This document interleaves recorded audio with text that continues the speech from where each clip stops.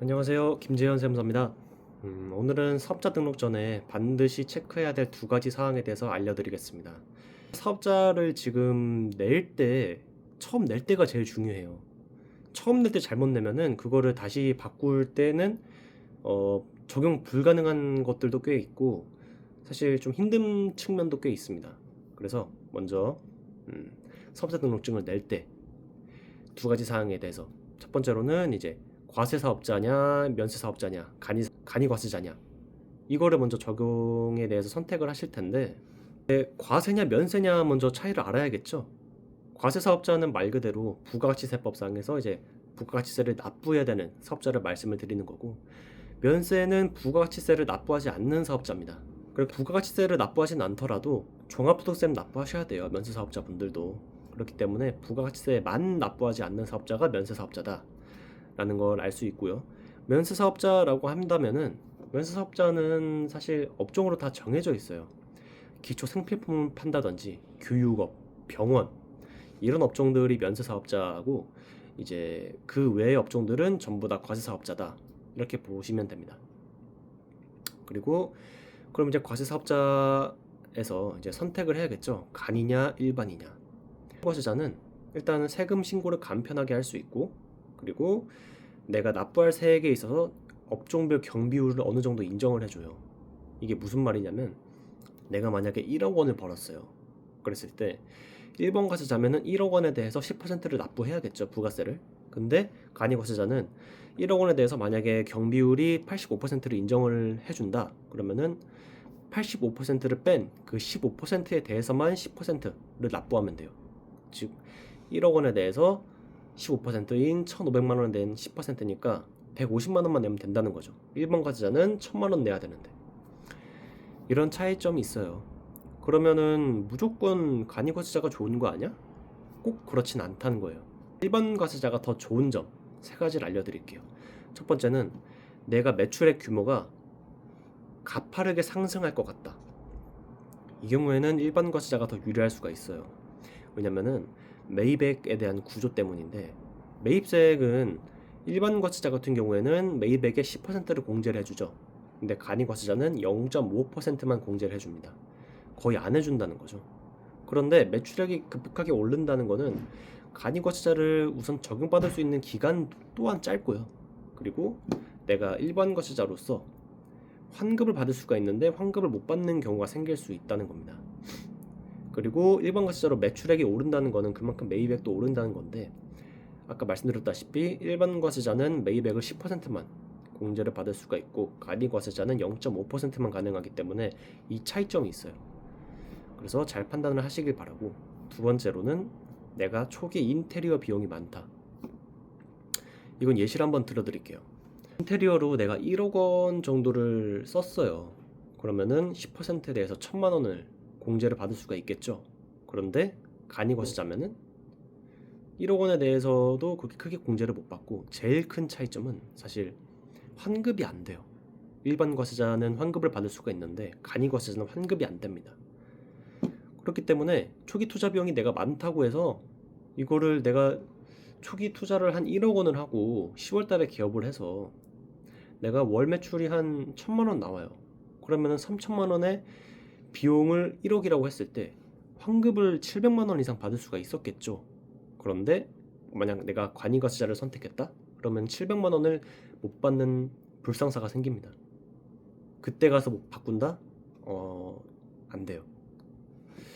그렇기 때문에 초반에 세팅이 더 중요한다는 거고, 세 번째로는 상반기냐 하반기냐, 내 개업 일자가. 이거는 계산이 필요한 문제예요. 내가 상반기에 기업했을 때랑 하반기에 기업했을 때 제가 아까 말씀드린 부분들이 있죠. 초기 투자 비용도 많고, 근데 하반기에 기업했다. 그렇다고 한다면은 일반 과세자가 더 유리할 수도 있겠죠. 보통 상반기에 기업하신 경우에는 간이과세자가 유리한 경우가 더 많습니다. 정리하자면 매출 전망이 어떻게 되고 초기 투자 비용이 어떻게 되고 내 개업 일자가 어떻게 되는지, 이 세 가지를 기준으로 판단하세요. 만약에 나는 이런 판단이 조금 어렵다 하시면은 그 세무사하고 상담을 한번 받아보시길 권하겠습니다. 그 잠깐의 상담이 대표님의 세금을 훨씬 절약할 수도 있어요. 두 번째 체크사항은 업종 코드랑 사업장 주소입니다.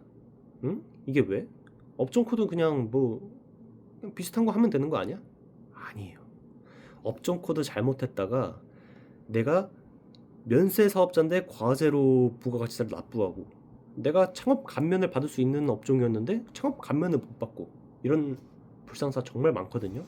업종 코드는 어떻게 고르냐면 표준산업분류표가 있어요. 통계청에서 나오는 건데 그걸 기준으로 내가 어떤 사업인지를 정확하게 파악하고 그거에 대해서 업종 코드를 받으셔야 돼요. 그렇게 안 됐다 했을 때는 불이익이 굉장히 많습니다. 두 번째로는 사업장 주소예요. 사업장 주소 그냥 뭐 대충 그냥 뭐 하면 되지 뭐 그게 뭐가 중요해 라고 하실 수도 있는데, 그거 사업장 주소 한 번 잘못했다가 체납까지 가는 경우도 있고, 일단은 사업장 주소로 인정이 안 될 수도 있겠죠. 네, 사업장 주소로 인정도 안 되고 나중에 우편문 날라오는 거, 그리고 또 감면 대상인 지역일 수도 있는데 감면을 못 받을 수도 있어요. 그거 나중 가서 바꾼다? 적용 안 됩니다. 그리고 이제 국세청에서 우편물 예정고지 같은 거 날라왔는데 그 예정고지서를 못 받았겠죠. 당연히 주소를 이상한 데 했으면은. 그러면은 그 고지서에 대해서 내가 납부서를 확인해야 되는데, 납부를 해야 되는데 못했기 때문에 가산세가 쌓이겠죠. 가산세가 생각보다 어마무시해요. 이게 금액이 커질수록 이게 굉장히 큽니다. 일단은 납부할 본세가 있을 거고요. 그 미납세액의 3% 바로 붙고, 그리고 그 미납 일자에 따라서 10만 분의 22가 계속 연복리로 붙습니다. 그렇기 때문에 이 연복리로 쌓이는 게 1년 기준으로 했을 때 8% 정도 돼요. 이 8%가 쌓이면은 그 금액 엄청나십니다. 조심하시고요. 를 하자면 업종 코드랑 사업장 주소를 사업자 등록 내기 전에 먼저 결정을 하시고 정리를 하시는 게 최고입니다. 최선이고 그렇게 하셔야 돼요. 보너스로 세 가지 한번 조금만 더 말씀드릴게요. 내가 이제 사업을 내셨잖아요. 그럼 부동산 임대차 계약을 하시고 이제 보증금을 납부하셨을 텐데 그거에 대해서 확정일자 반드시 받으세요. 확정일자 안 받으면은 내 부동산 물건지가 넘어갈 수가 있어요. 경매로. 그러면은 우선 내가 보호 받아야 되잖아요. 그걸 하기 위해서 확정일자 반드시 받으셔야 돼요. 확정일자 안 받으면 내 우선순위가 밀려납니다. 하고 은행 뭐 다른 채권자들 다 뺏어가고 그 종이 쪼가리 남은 거를 받을 수도 있어요. 못 받을 수도 있고요. 두 번째로는 사업용 계좌 홈택스 반드시 등록하시고, 신용카드도 홈택스에 반드시 등록하세요. 신용카드 50장까지 등록 가능하고요. 사업용 카드랑 분리해서 사용하시면 제일 좋고, 사업용 계좌 나중에 등록하지, 미뤘다가 나중에 내가 복식부기 의무자 됐을 때 그때라도 등록을 하시면 다행인데 그때도 등록을 안 하시는 경우도 있어요. 그러면 감면 혜택을 못 받아요. 참 이게 아이러니하죠. 창업 감면을 예로 들게요. 이제 세법 개정이 돼서 75%인데 75%에 대해서 못 받습니다. 내가 사업용 계좌 등록 안 했다고 해서 그 가산세 75%를 못 받아요. 참 배보다 배꼽이 더 큰 거죠. 반드시 등록을 하시고요. 세 번째로는 현금 영수증 의무 발행 업종인지 체크하시는 거.